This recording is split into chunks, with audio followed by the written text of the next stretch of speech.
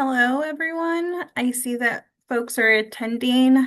Um, so I just want to give a little bit more time for folks to join us, but I wanted to go ahead and introduce myself. Hi, everyone. My name is Joanna Maxwell. I am the Director of Community Impact and Partnerships at United Way, and I will be leading this webinar today. I also have my colleague Catherine Vorg, who is also joining us today for the FAQ portion. So I'll invite her to join us towards the end of the webinar. Um, I'm really excited to have everyone here present. I know we are at 76 participants, and I just wanted to remind folks, if you can, please click on your chat box and where it has host and panelist. I'm not sure if you're able to, but folks have the option to ask questions, and you can do that to everyone that's attending. So if you could all just review your chats and click the button that has welcome to everyone. And then just as a quick icebreaker, before the webinar starts, can people just place their name, place the organization or where you're calling from or where you're attending the meeting from, just so that I can get an idea of who's in the room.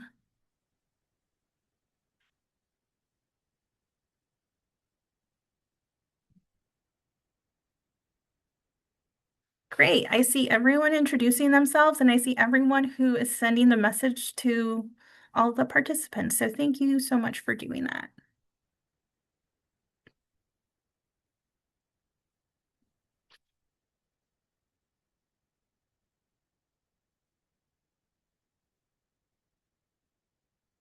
Now, as a reminder for those who have already joined us, the FAQ page, the link to the application, the slide deck, and the recording to this webinar will be distributed to you all after the webinar is complete. So you could look forward to that for those of you who are taking notes or for those of you who might have some chatbot in the room.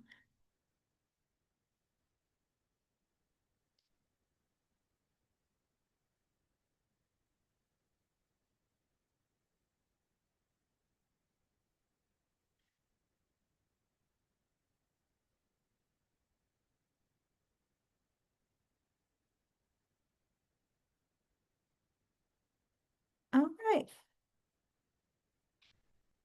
Well, I'm seeing we're hitting the number 90, and I see folks in the chat who are saying hello. Thank you everyone for joining this webinar. Today we will go over the second pillar that we've launched so far, and that's the benefits, access, and meeting basic needs pillar. I just wanted to kind of do some housekeeping with you all right now. And the purpose of this webinar is just to give you a high level overview of the application, just give you some important information. Again, all of the things we're going to be sharing with you in the chat during this webinar will also be sent to you via email for those of you who registered. Um, and we welcome questions, although we're going to have the Q&A portion towards the end.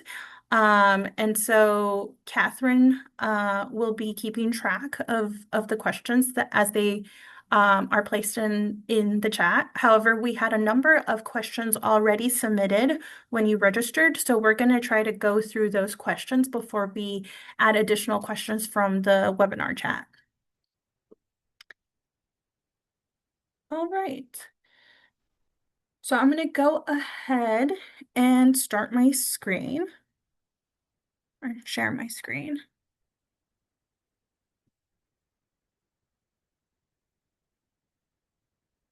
All right. All right, thank you everyone for joining us this morning to discuss the benefits access and basic needs pillar. My name is Joanna Maxwell. I am the of Director of Community Impact and Partnerships here at United Way. I work alongside Stacy Woodland, Vice President of Impact. Um, and I'm excited to kind of share this grant opportunity with you all.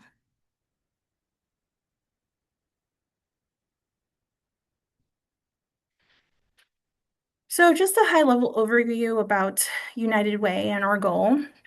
Our mission is to alleviate poverty, and we do that in the 9 counties that we serve. So it's Greater Philadelphia and Southern New Jersey. And this grant, which is under the partnership grant program, is a general operating grant with some focus and some specific requirements. This is the second pillar that we've opened up this year. However, there's a total of 4 grant opportunities that will be available throughout this year. Now, just to kind of give you a little bit of the timeline of when we think that, we're going to get through and sending out the awards for this particular grant.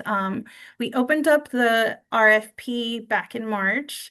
We have the webinar today, and we are closing the application May 2nd, which is a Saturday. However, we are not in the office when we're not working on Saturdays, so I always try to share with folks to apply and to submit their application on Friday, just in case they have any questions, in case that there's any errors or issues that we're able to kind of help that on Friday when someone is available. And so once the application closes, we will not be opening it up and we will not be letting folks apply beyond the May 2nd deadline.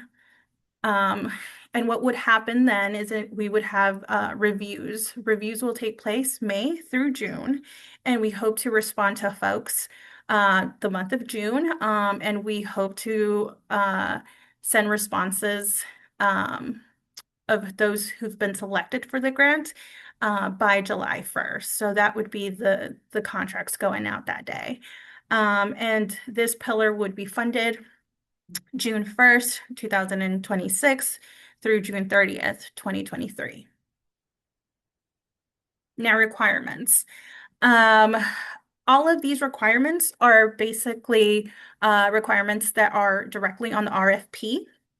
So in the application itself, you have to be a nonprofit with a 501(c)(3) status, mission aligned with poverty alleviation. And the reason why I wrote it in that way is because we don't want folks to rewrite their mission statements. We just want to make sure that, for those folks who are applying that may not have poverty alleviation in their mission statements, that they just know that the work of alleviating poverty it's not, it doesn't have to be said or written on their mission statement.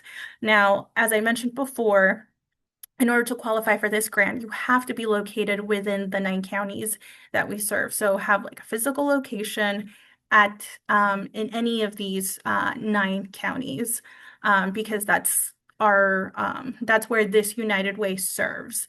Now, you may have other United Ways near you that serve different counties, and they may have other grant opportunities and different focus, but this particular United Way only serves these 9 counties. Now, to qualify for this grant, you also have to have a program or provide services that are in 1 or more counties. So meaning you can be located in Chester and provide services in Delaware and Montgomery County, or you can be located in Philadelphia and also have services Atlantic, Camden, and Cape Bay. So it could be any variety of those. And in order to apply for the basic benefits access and basic needs pillar, You have to offer services, programs, or activities uh, that align with the criteria, which we'll go into in the next few slides. And the last statement is just offer service without regards to age, gender, race, which I feel most nonprofits do.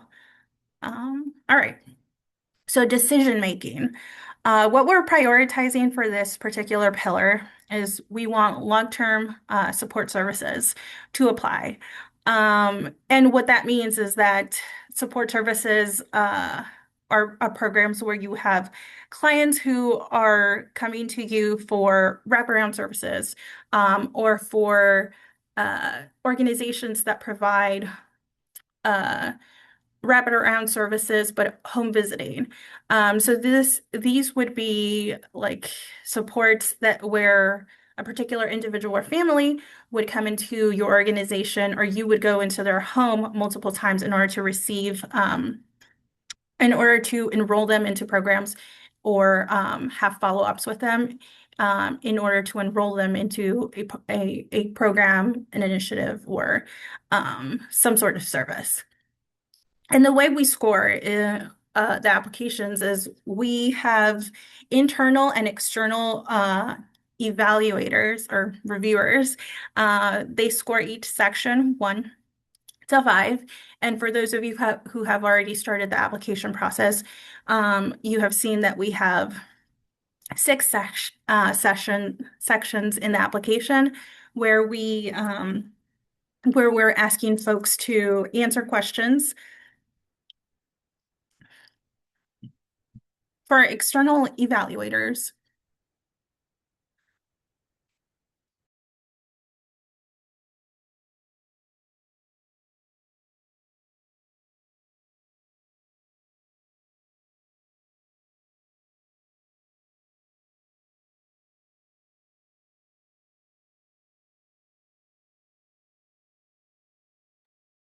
sorry, folks. I muted myself because I'm joking a little bit. So give me a second. Um, so for this decision making,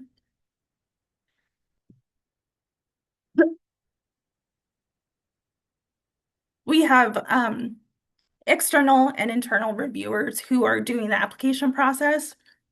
And so we have at least 2 reviewers per application. And something additional that we added this time around are that all decisions are final. And the reason, just because we had a lot of folks who didn't qualify the last round, try to schedule meetings, or try to follow up via email. And we're such a small team that we just don't have the capacity to follow up with everybody. So that's the reason why we weren't able to kind of provide feedback for the applications.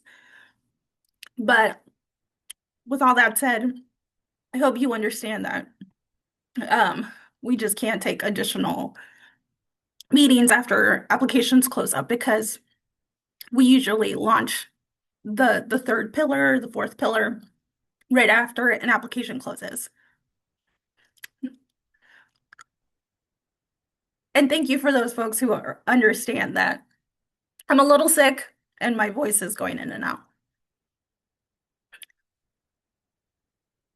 All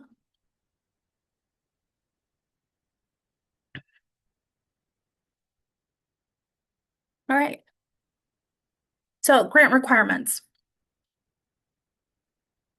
Um,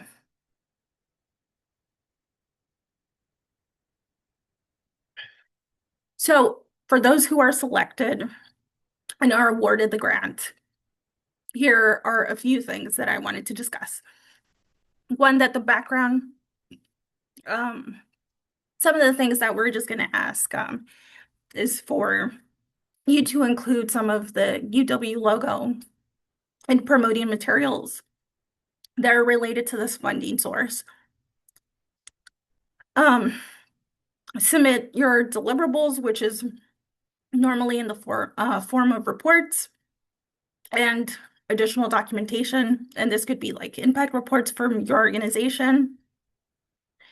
Um, Written notice if what you submitted in terms of how you wanted to fund the organization changes at any point. And sometimes like this would be via email or through your submittable message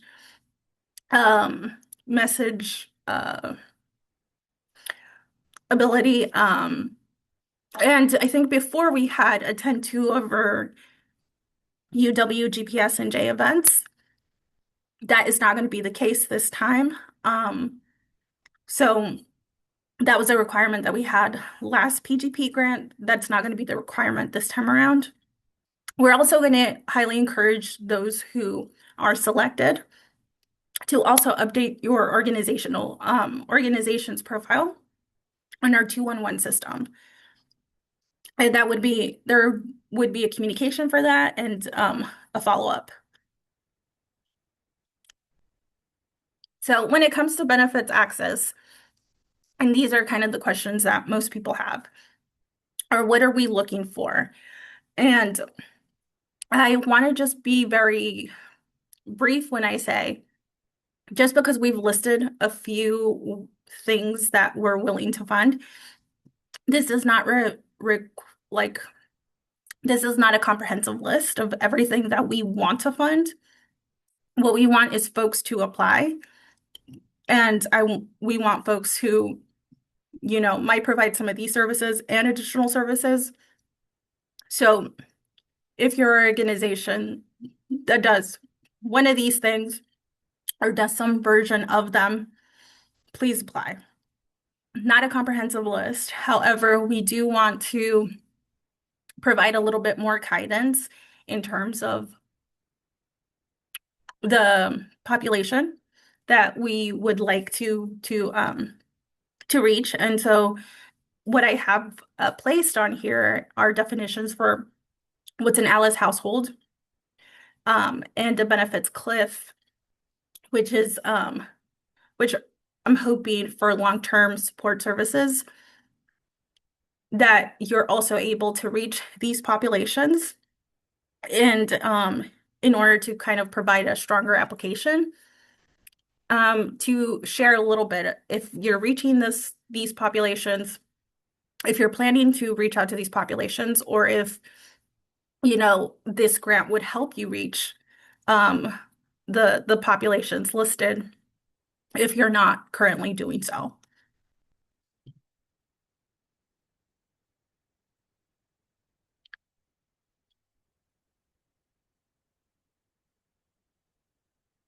Great. Now, the application is broken up into, okay, seven sections, which is the eligible screening. It's the first part. Like, this will ask you, are you a nonprofit with a 501(c)(3) status? Organizational overview, just contact information and website. Then the alignment of strategy and pillars. Does your program, initiative, or activities align with this pillar? And then more or less each of the sections have kind of written out questions that we expect you all to answer in the narrative section. Now, we get this question a lot, what makes a strong application? And I think for the most part, it's just kind of basic things that we look at when we review your application. And so some of those things are just, have you reviewed the questions? Are you answering all of the questions thoroughly? And we don't expect everyone to have a grant person dedicated to applying for these for these grants and opportunities. So just, reviewing, double checking to make sure that you caught all of the typos and errors, And and really what we're looking for in a strong application is not only qualitative but quantitative, um, uh, just narratives where not only are you talking about what you're going to do with the funds, but examples of what you've been able to accomplish thus far with the funds you have. So just making sure that you present your case as to um, really focusing on the program or programs that you would like to get funded, um, what you're going to use the money for, who are you serving, and I've seen a lot of applications already come through with some vague language. So youth really can be a specific age range, a grade level. So just making sure that we know who you're serving, the age, the population, grade levels, gender, that you just know your audience, um, and the population and your clients. Um, Other things is like make sure that when you're uploading budgets and audits and other, additional information, that you don't upload blank documents. That you just double check to make sure that whatever you uploaded was captured. And for those types of issues and errors, you can always reach out to us saying that you've already submitted an application and you're concerned about, something not uploading properly. And we can always help attach an additional document to your application. So just want to make sure people are aware that we can do that on the back end. Now, this is probably one of the most important slides where we're sharing what's to come. The third pillar and the fourth pillar will be opening up after the program year starts. So pillar 3, which is going to be economic mobility, jobs, opportunities, and entrepreneurship, that pillar will be opening up as soon as this one closes. So this one closes May, this one will open up July. And for pillar number 4, community resiliency, that will open it up in September. And I really want to like focus on kind of the difference between the benefits access and meeting basic needs and what the community resiliency pillar are and how, one may think that they qualify for both. But I want to make sure that you understand one, this benefits access pillar is for ongoing support services. So this would be programs, activities, or initiatives that are really focused on long-term support. So this would be an individual or family that comes into your organization and that requires follow-up, versus what pillar 4 is, which is more short-term and emergency assistance. So this would be anywhere between emergency housing, income assistance, home repair, violence prevention. But it is not limited just to those programs. Well, we just gave you a few examples. Once we cover the webinar, we'll give more of an extensive list of what we mean by emergency services. So please just review both of them, both pillars, to see which one you would fit in the best. And as for the pillar of economic mobility, jobs, opportunities, and entrepreneurship, that's kind of everything that we have funded before in the financial empowerment and the career pathways pillar. So workforce development, professional development. This is kind of a catch-all for both financial empowerment and economic mobility. And that will open up in July. Now, if you have very specific questions about this, feel free to email me. But we're trying to make it very clear on what we're seeking for pillar 2 and what we're seeking in pillar 4.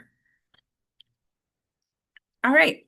So now that we've come to the Q&A portion of the webinar, I want to bring my colleague, Catherine Borg, And I want her to go ahead and start with the FAQ questions. All right. Hi, everyone. My name is Catherine Bohr. I'm the Director of Institutional Giving here at United Way. Joanna, happy to give you a little bit of a break. Drink some water. All right, everyone. So just as a reminder, you can continue asking questions if you want to go to the chat and make sure that you're sending your questions to everyone and not just hosts and panelists so everybody can see what's already been asked. That would be really appreciated. And as Joanna said, we're going to start with some of the Q&As from the registration form. So Joanna, the first question we have is how can I submit a strong application? Yeah, thank you for that. And a few things that I've noticed of like not even submitting a strong application, but submitting a decent application for us to review. I have noticed that some people accidentally copy and paste the same exact wording in multiple sections. So just, be careful of doing that. Um, Also, just being specific on the folks you're serving, making sure that you have some data that you can share with us in terms of, what your program has done so far, and what you hope to achieve with current programming or future programming. I think it's always nice to know that if we're funding new projects, just knowing what the goal and what the impact of those new projects that you want to add to your org are. Um, and just, yeah, make sure that you don't upload the wrong documents or a blank document. Um, and I've also noticed that a lot of links to websites aren't working. So I've seen a number of like broken links on websites when I'm reviewing applications. So just make sure that the link that you pop in into your application is a functioning one. Um, and just make sure that the budget is clear. I think we all want to know, like, how much of the budget would this grant cover? And if it's only covering a fraction, just be very specific. Like, will it just be covering one program, multiple programs? Will it be covering professional expenses? Would it be covering staff increases? Like, we just want to know what we're funding in order to make the best decision. And mind you, it is okay to add those things into your budget. And for you to mention that, in order for you to be able to sustain these programs, you need to pay staff. We completely understand that. But we just want to be able to kind of look back and be like, okay, so that's what we're funding. Um, and I hope that answers the question, Catherine. Great. Yeah, I think it sounds good. All right, this is a very common question that we've been getting. Number one, can organizations apply under more than one pillar? I'll let you answer that one first. Yes. And I want to make it clear, you can apply to um, as many of these pillars as they come out. And if you can find programming, if you can find um, partnerships, whatever it is, you can apply for multiple pillars. No, you will not be, it will not be, there wouldn't be anything against a person applying for multiple pillars. I think just making the best case on how each of the programs or what you're going to be doing with the grant is clear in the application.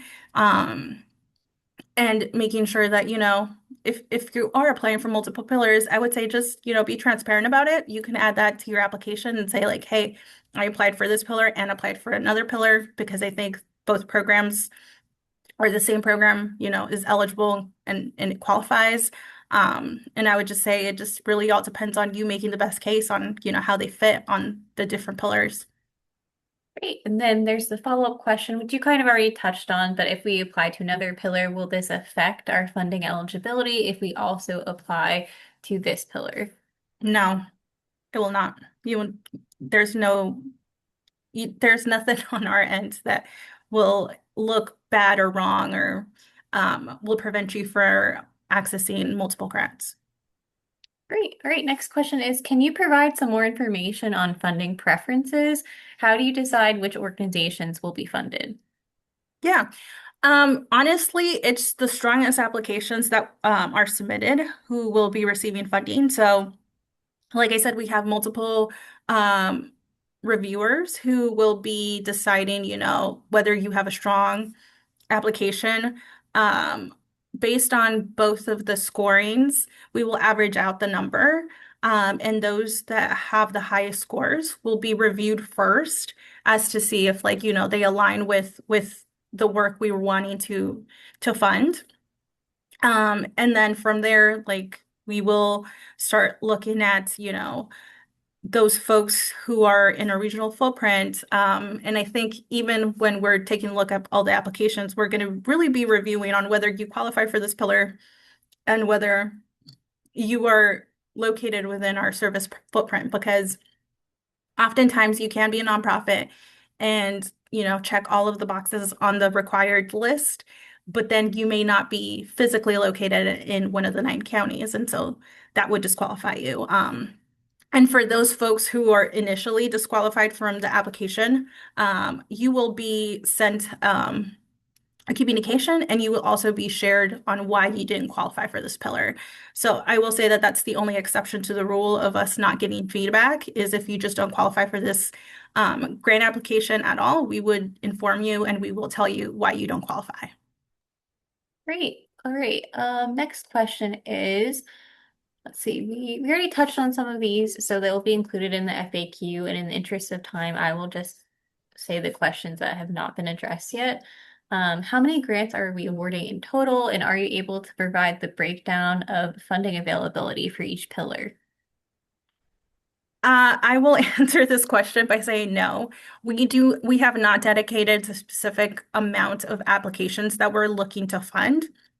I think it all really depends on the quality of each pillar and the applications. It could be that we're going to be giving out more grants for this pillar versus the education and mentorship. Um, it really, we don't even have a X amount of dollars or X amount of X amount of spots that we're giving out at the end of the year. I think at the end of the year, we'll calculate how many we've given out in each pillar and share that publicly. But for now, it's just anyone who can apply should apply. And for those of you who feel like you really qualify under this pillar, apply. We don't have a dedicated amount of money or awards that we're going to give out. Okay, and then one person asked, I've just started a nonprofit. Am I eligible to apply? And are there other funding opportunities available for me? Yeah, I mean, there really isn't a how old you can be as a nonprofit in order to apply for this, just like there isn't a minimum or maximum operating budget in order for you to apply for this grant. So I would say yes, apply for the pillar that you think you qualify for, and let's say you apply and you don't receive a PGP grant, that's fine. I think knowing what your organization does and understanding the services and programs that you provide in the community um, is already kind of helpful for us when there is funding opportunities down the road for specific programs where we can look back through the applications that were submitted and review yours. And even though you might not fit for this grant opportunity, you may fit for other opportunities that we have available down the road or special projects. So I would say just make us aware of what you're doing. And just because you get a no, it's not the end. It's not the last resort as a grant. I think there are other opportunities to partner up. All right, moving on to questions that have been in the chat. Are fiscally sponsored organizations eligible to apply? Yes. All right. Can you provide some more examples or expand on the definition of long-term support services? Yeah. So another few examples of support services. So this would be home visiting programs. This would be programs where where you help folks apply for a specific service. And let's say they didn't bring all the paperwork, so you would have to follow up with them in order to collect more information. This could be like inpatient programs. This could be therapy. So this could be ongoing services that you have to go through with a particular client.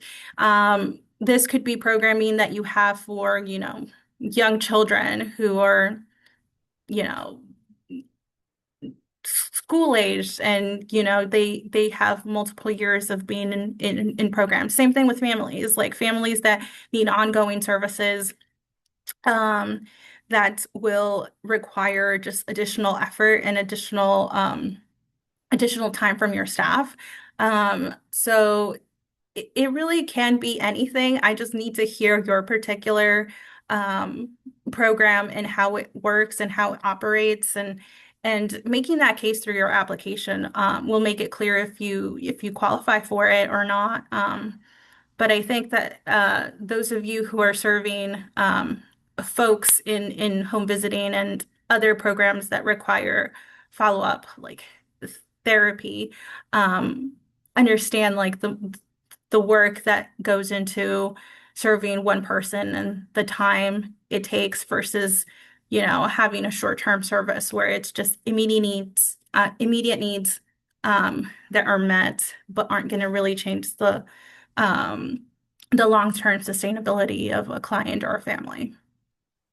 All right, Joanna, in the interest of time, again, I'm going to skip around some of these questions that you already addressed, get to some newer ones. So, if we serve a particular constituency, for example, Black communities or trans communities, does that directly conflict with the requirement to serve without regard to race, gender, etc.? No, no, I think you serving at-risk populations is exactly what we're looking to fund. I think that we just want you to serve the most in need, and it seems like those two populations are a great examples of like organizations that we would like to fund. So just because you specify in your service or direct it at a specific population, just as long as you write it, explain it, and share how like that is an overall strategy of, alleviating poverty, and systems change, I would say I would encourage you to apply. Okay, and if an organization is technically headquartered outside of our nine-county footprint, but they have services and locations in Philadelphia, Chester, Delaware, Montgomery, are they still eligible to apply? Yes. Yes, because we've definitely had situations where we had organizations that are headquartered in a place outside of the nine county footprint, but do provide a lot of service in multiple counties that we serve. And so, as long as you make the case in your application that you're specifically requesting this grant for target population in these counties for these services, we can qualify. Okay, great. Can you scroll back to the timeline and deadline page again, just so everybody can see that? Yes. And I just want to share with you all that this slide deck is going to go out in a follow-up email for everyone who registered. So even if you want to take a screenshot or if you want to take down notes on the timeline, we will be providing it to you all after the webinar. Great, great. I know we are running out of time right now, but I will have one more question for Joanna to answer. And then all of the questions that have been asked today will be put into an FAQ page that everybody can review after this session. So Joanna, we have a couple questions related to the budget. So number one, can you provide the total budget amount or total request for this opportunity? Yes, and I apologize if it's not in this page, but it is it's 100,000 over the course of 2 years. So similar, the same similar grant to the first pillar. So all four pillars are going to be 100,000 over the course of 2 years. So 50,000 per year. And I apologize because it's not on this slide deck, but it is on the RFP. So if you all have the link to the application, all of that information is up front.